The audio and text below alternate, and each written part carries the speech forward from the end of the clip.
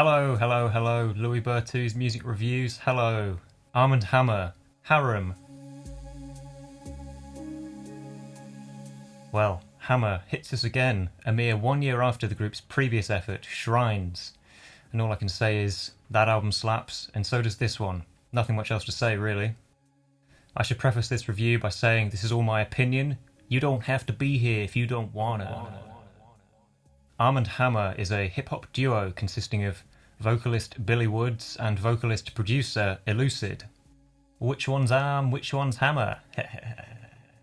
Both musicians have seen success in their solo careers, especially Billy Woods, whose albums like Dour Candy and History Will Absolve Me are high on my to-listen list. On Haram, though, the two team up with producer The Alchemist, who I don't think was present on the previous record, Shrines. I believe that one was produced solely by Elucid himself. However, on here, the two team up with The Alchemist, who, as far as I can tell, produced pretty much every hip-hop beat of the last 20 years.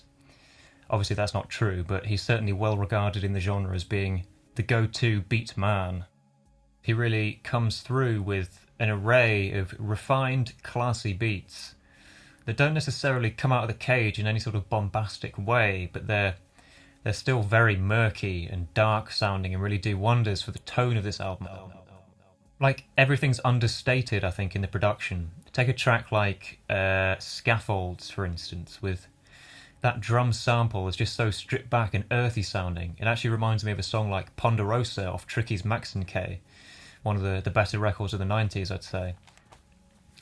Or take a track like Squeegee, for instance, whose distinct lack of a big snare hit on 2 and 4 kind of just makes the groove float a little bit more and gives it space, I think.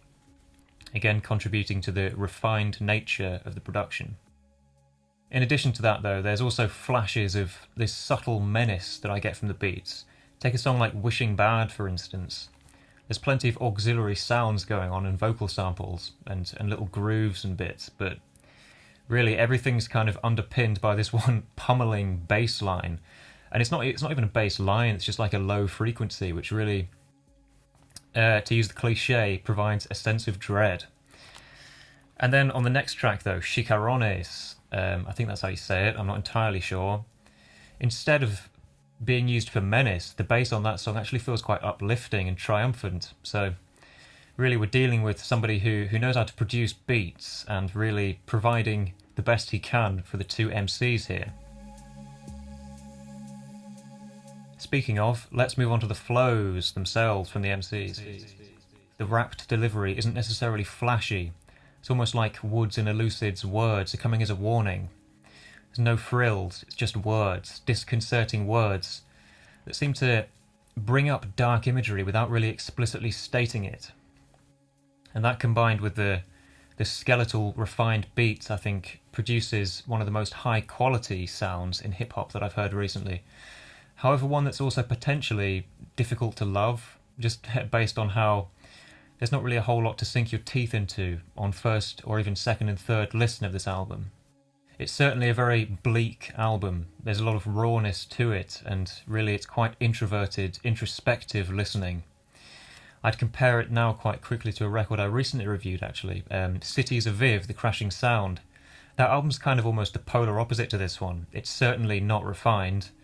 It's definitely not as cohesive, but there's a lot more likability, I'd say. There's more personality, perhaps on that album. Just wacky personality that comes through.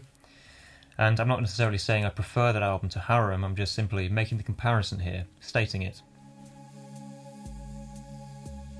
But while Haram might be bleak and skeletal, that's not to say there's not a lot going on. There's certainly still plenty of oral little things happening that can maintain interest across the runtime. I personally like the group's approach to including vocal samples within the tracks here. Some of the samples are so well integrated into the mix you might not even notice them if you weren't listening out for them. However, others are so obvious that they almost come as skits on the record. There's a couple I wrote down here. There's that Visions of a Past Life quote that opens the track Aubergine is quite entertaining. Similarly, the guy who opens the record, the sort of, I kind of feel sorry for him a little bit because he has to essentially break up a party and get everyone's attention saying, "Ladies and gentlemen, the party is stopping, you must listen to me now." And then that's kind of the vocal sample that they use to open their record with, and it's very, I don't know, it just provides another sort of vocal delivery that's non-rhythmic and against the typical rapped flows from the MCs. And this was also present on the previous record, Shrines. I'm thinking a particular vocal sample on that I found entertaining was the one about the guy and his pet tiger, who most of the time the tiger was fine. He could feed it in time and it was all good. A loving relationship. However, if that shit got too hungry, he had to take chicken. And from that I can only infer that he had to go to the supermarket and steal chicken so that this tiger didn't go on a rampage, which I find quite entertaining. I think it really adds to my enjoyment of that album and this one too.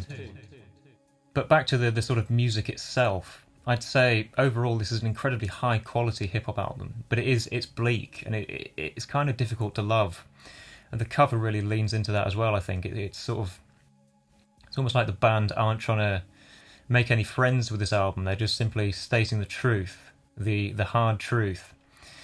And I feel like even though I've listened to this record a fair few times, I still struggle to remember individual tracks and actually pick favourites from it. So I'm gonna really struggle later on when I pick my top 3, I think. But if that doesn't bother you, and if you quite like immersive records, I would say this is actually an incredibly good one. And I do find the moment I press play on it, I just kind of have to continue listening to it. It's almost like a real dark kind of rite of passage, especially in 2021's oeuvre of albums so far. And while it's difficult to love, it's certainly easy to enjoy, and I think just the quality displayed by these MCs and of course the producer on this record really makes hip-hop relevant in 2021. It keeps it relevant, I should say.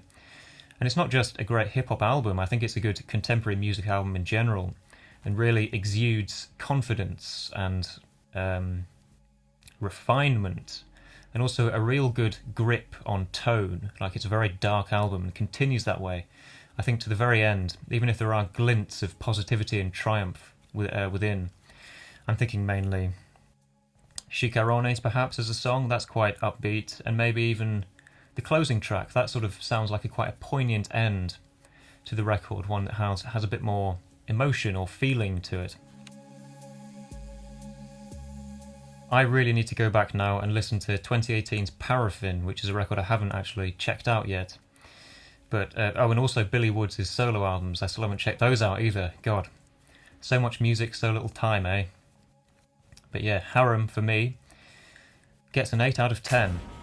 Let me know what you thought of it in the comments below. I certainly enjoyed it, and I'll see you in the next review. Bye bye.